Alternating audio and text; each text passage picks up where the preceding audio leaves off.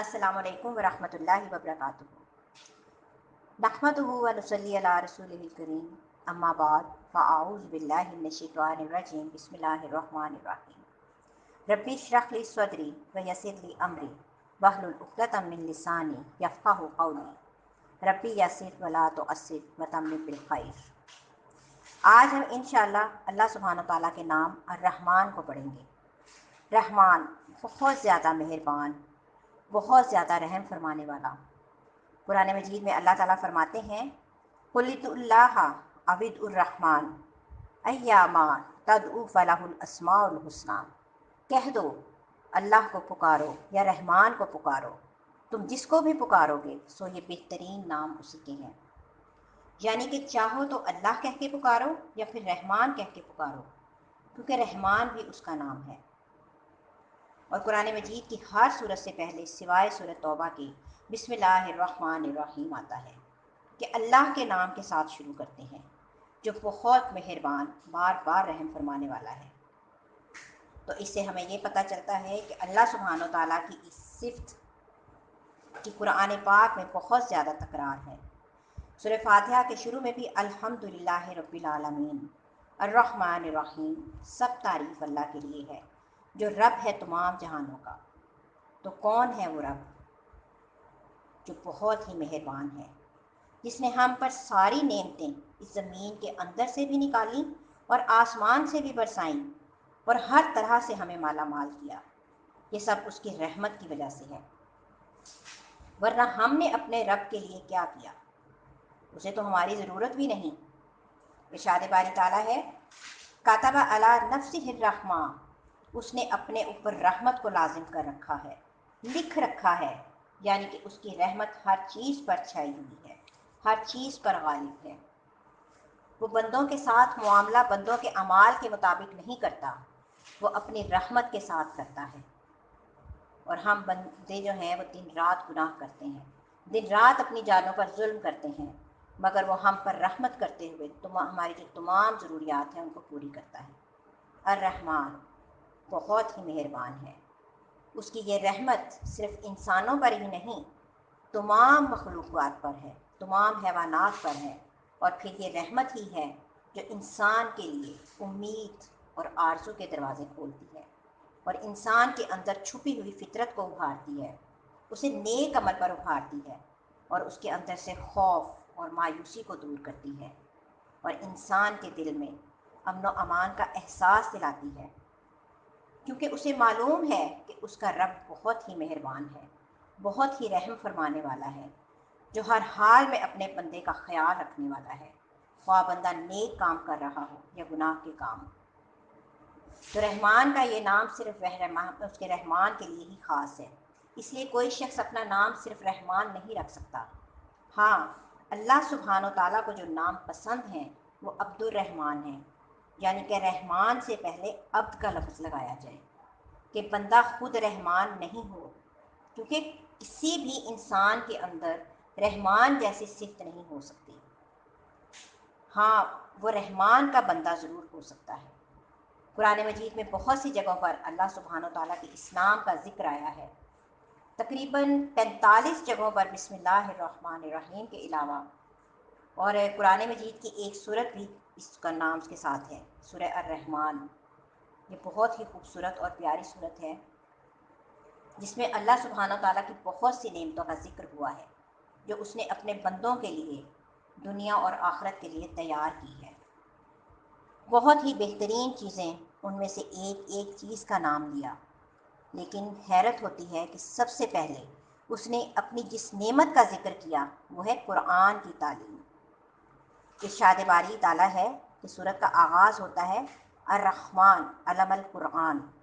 کون ہے رحمان، کون ہے رحم فرمانے والا، کون ہے مہربان جو قرآن کی تعلیم دیتا ہے۔ گویا کہ انسان کی جتنی بھی ضروریات ہیں وہ رحمان نے پوری کی، لیکن ان میں سے سب سے بڑی ضرورت یعنی کہ ضرورت ہدایت، کہ انسان اس زندگی میں کس طرح اپنی عقل و شعور اور ہوش و حواس کو صحیح طور پر استعمال کرے، کسی بھی کام میں کون سا راستہ اختیار کرے، اس نے اس کے لیے انسان کو تنہا نہیں چھوڑا۔ سورۃ طٰہٰ میں ہے الذی اعطیٰ کل شیء خلقہ ثم ہدی،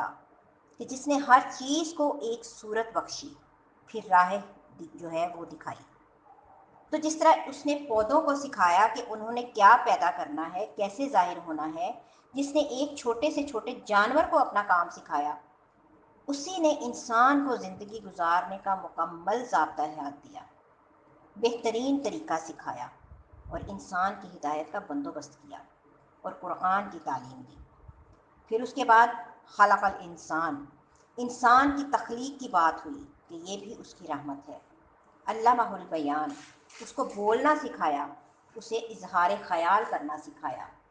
یہ بھی رحمان کی رحمت ہے۔ اللہ سبحانہ و تعالیٰ کی اتنی نعمتیں ہیں، اتنی رحمتیں ہیں کہ جن کو انسان شمار نہیں کر سکتا۔ اس لیے سورہ رحمان میں بار بار اس آیت کی تکرار ہوئی ہے، فَبِأَيِّ آلَاءِ رَبِّكُمَا تُكَذِّبَانِ، کہ تم اپنے رب کی کون کون سی نعمتوں کا انکار کرو گے، کن کن نعمتوں کو جھٹلاؤ گے۔ تو ہم کسی بھی نعمت کا انکار نہیں کر سکتے، کیونکہ اگر رب عطا نہ کرے تو کوئی انسان یا کوئی دوسری مخلوق انسان کو یا دوسری مخلوق کو سب دے ہی نہیں سکتی۔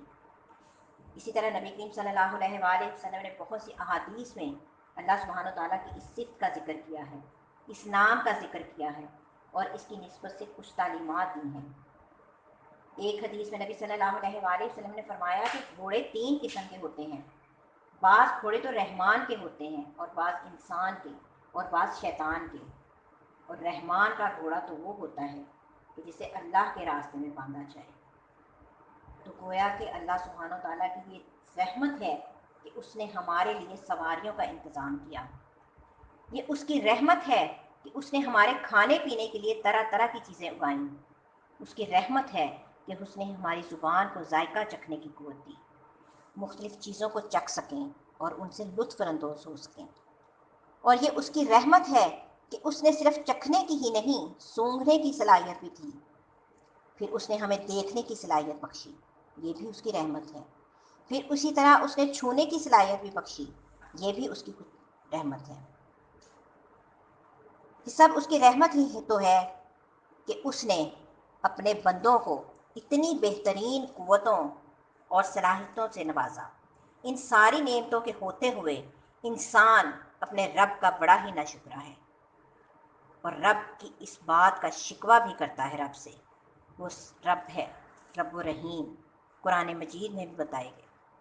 کہ بعض لوگ ایسے ہیں کہ جو رحمان کی ان نعمتوں کو، اس رحمت کو محسوس ہی نہیں کرتے۔ قرآن مجید میں آتا ہے سورہ الانبیاء میں، اور جب یہ منکر آپ کو دیکھتے ہیں تو بس مذاق ہی اڑانے لگتے ہیں، کہتے ہیں کہ کیا یہی ہے وہ شخص جو تمہارے معبودوں کا ذکر کرتا ہے، جبکہ وہ خود رحمان کے ذکر سے منکر ہے،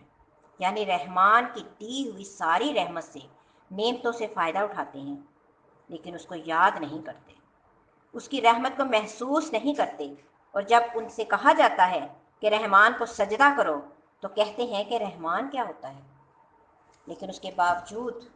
رحمان اپنی رحمت کو کرنا بند نہیں کرتا، پھر بھی وہ دن رات ان پر اپنی رحمت کرتا چلا جاتا ہے۔ ابو ہریرہ کہتے ہیں کہ نبی صلی اللہ علیہ وآلہ وسلم کے پاس ایک آدمی آیا اور وہ اپنے بچوں کو لے کر اسے اپنے سینے سے لگانے لگا اور اسے پیار کرنے لگا، تو آپ صلی اللہ علیہ وآلہ وسلم نے اس سے پوچھا کہ کیا تمہیں اس پر رحم آتا ہے، یعنی کہ تمہارے دل میں اس کے لیے محبت ہے؟ تو اس نے کہا جی ہاں۔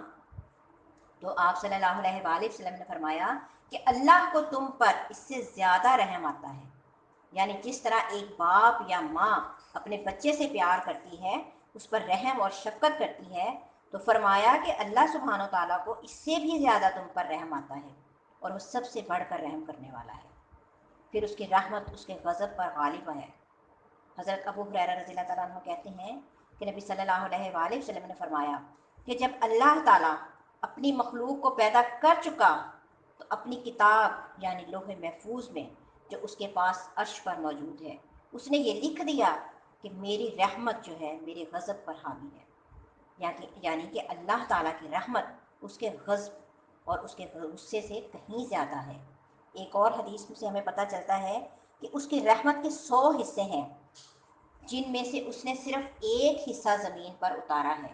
نبی صلی اللہ علیہ وآلہ وسلم نے فرمایا کہ اللہ کے لیے 100 رحمتیں ہیں، ان میں سے ایک جنات، انسانوں، چوپایوں اور کیڑے مکوڑوں کے لیے نازل کی گئی ہے، یعنی کہ ان کے اندر ڈال دی گئی ہے، اور اس رحمت کی وجہ سے وہ آپس میں ایک دوسرے پر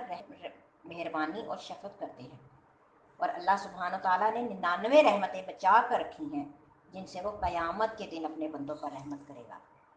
قیامت کے دن کوئی بھی ایسا نہ ہوگا کہ جس کے اعمال ایسے ہوں کہ وہ صرف اپنے اعمال کی وجہ سے جنت میں جا سکے۔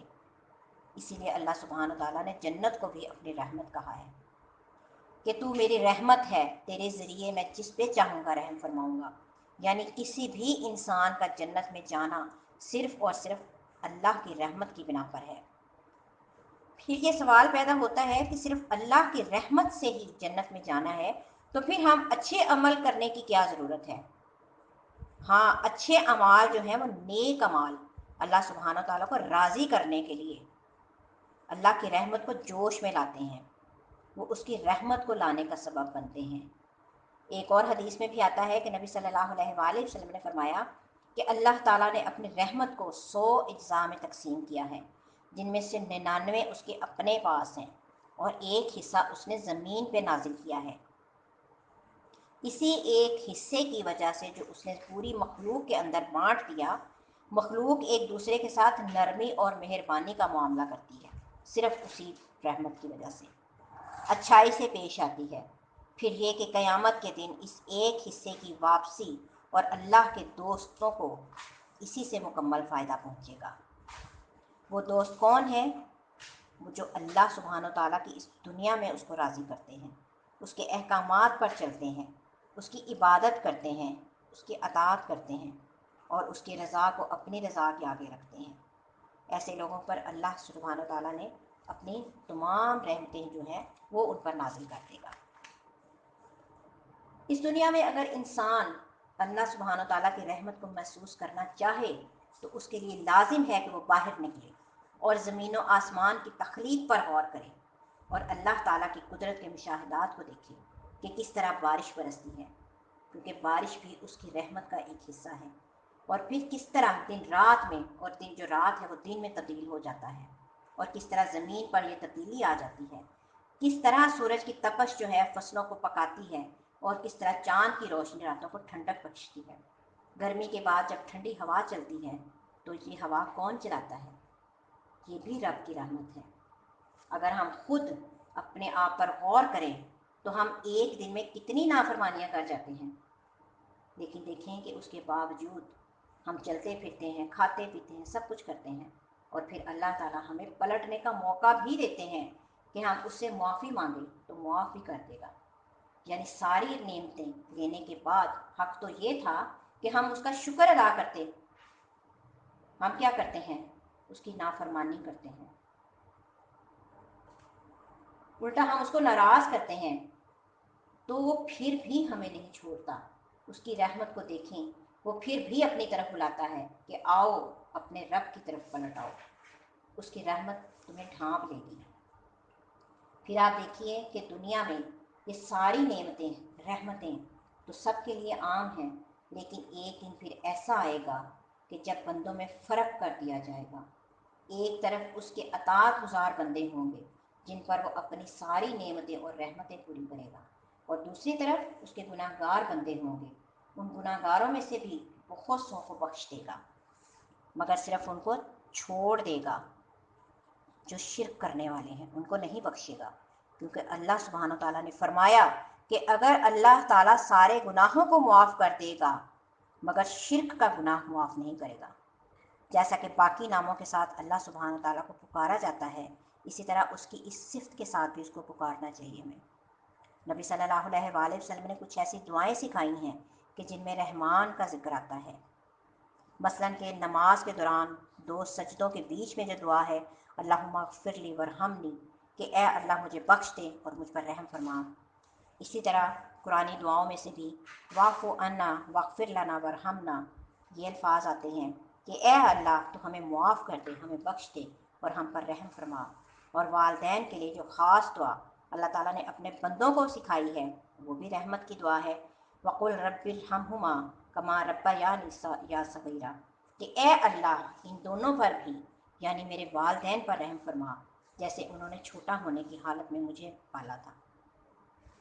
یعنی کہ جیسے یہ میرے لیے مہربان تھے تو ان پر مہربان ہو جا۔ ایک اور جگہ پر آتا ہے وقل رب اغفر ورحم وانت خیر الراحمین، کہ آپ کہہ دیجئے کہ اے میرے رب بخش دے اور رحم فرما، اور تو رحم کرنے والوں میں سے سب سے زیادہ رحم کرنے والا ہے۔ تو انسان پر جس بھی قسم کی مشکلات ہوں اور اس کے جیسے بھی حالات ہوں اور وہ جتنا بھی گناہ گار ہو، تو اس نے کوئی بھی اگر زندگی میں زیادتی کی ہو تو اسے اپنے رب کی رحمت سے مایوس نہیں ہونا چاہیے۔ اسے رب کو یا رحمان کہہ کر پکار کر اس کی رحمت کا مطالبہ کرنا چاہیے، اس کی رحمت کی دعا کرنی چاہیے، اسی کے دامن میں پناہ لینی چاہیے، اسی لیے کہ وہ سب سے بڑھ کر رحم کرنے والا ہے۔ اب سوال یہ پیدا ہوتا ہے کہ اگر رب اتنا مہربان ہے تو بندے کو کیا کرنا چاہیے، ہمارے لیے کیا حکم ہے؟ پہلی بات تو یہ کہ رب کی رحمت کو محسوس کریں۔ مختلف آیات اور مختلف نشانیاں ہیں جن میں اس کی رحمت کو پہچانیں، خود اپنے وجود اور خود کو ملنے والی نعمتوں کی پہچان کریں، ان کو شمار کریں، ان کا احساس کریں، اور پھر اپنے گناہوں کو دیکھیں، اور پھر اپنے اندر ایسی صفات پیدا کرنے کی کوشش کریں کہ جو رحمان کو پسند ہوں، تاکہ ہم عباد الرحمان بن جائیں۔ اللہ تعالیٰ قرآن مجید میں فرماتے ہیں اور رحمان کے بندے تو وہ ہوتے ہیں جو زمین پر آہستگی سے چلتے ہیں۔ دوسرے لفظوں پر کہ زمین پر رحم کرتے ہیں، پاؤں مار کر نہیں چلتے، تکبر سے نہیں چلتے، آہستگی سے چلتے ہیں۔ وہ ہر ایک کے حقوق کا خیال رکھتے ہیں، اور جب جاہل لا علم لوگوں سے ان کی بات ہوتی ہے یا ان سے جھگڑا کرتے ہیں، بد اخلاقی برتتے ہیں، تو وہ ان کے ساتھ الجھتے نہیں ہیں، ان کے ساتھ سخت بن جاتے ہیں، ان کے ساتھ سخت باتیں وغیرہ نہیں کرتے، ان پر سلامتی بھیج کر ان سے الگ ہو جاتے ہیں، بات کو طول نہیں دیتے۔ یہ ہیں ان بندوں کی خصوصیات جو اپنے رب کی رحمت کو پہچانتے ہیں۔ رحمان کا بندہ وہی ہوتا ہے جو سارے اہل زمین پر مہربان ہوتا ہے، جیسا کہ ابو داؤد کی روایت میں آتا ہے کہ رحم کرنے والوں پر رحمان رحم فرماتا ہے، اہل زمین پر رحم کرو، آسمان والا تم پر رحم کرے گا، رحم کریں گے تو رحم پائیں گے۔ پھر یہ انسان کی یہ رحمت گھر سے باہر لوگوں کے ساتھ ہی نہیں ہونی چاہیے، گھر والوں پر بھی ہونی چاہیے۔ حضرت ابو ذر رضی اللہ تعالیٰ عنہ کی روایت میں سے ہے کہ مجھے میرے خلیل نے 5 باتوں کا حکم دیا، یعنی نبی صلی اللہ علیہ وآلہ وسلم جو میرے دوست تھے۔ کون سی 5 باتیں ہیں وہ؟ مساکین پر رحم کرنے اور ان سے قریب رہنے کا، پھر اپنے سے نیچے والے کو دیکھنے اور اوپر والے کو نہ دیکھنے کا، نمبر 3 صلہ رحمی کرنے کا کہ وہ اس کو نہ توڑا جائے، نمبر 4 حق بات یعنی سچ بات کہنے کا خواہ وہ تلخ ہی کیوں نہ ہو، اور یہ کہ میں کثرت سے لا حول ولا قوت الا باللہ پڑھا کروں۔ اسی طرح تمام جانوروں اور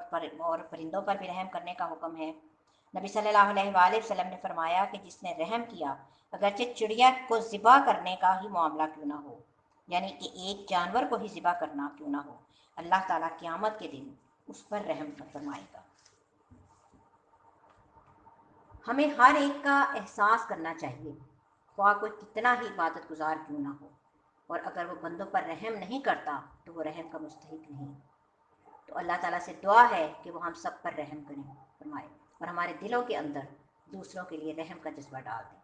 آمین یا رب العالمین۔ السلام علیکم ورحمۃ اللہ وبرکاتہ۔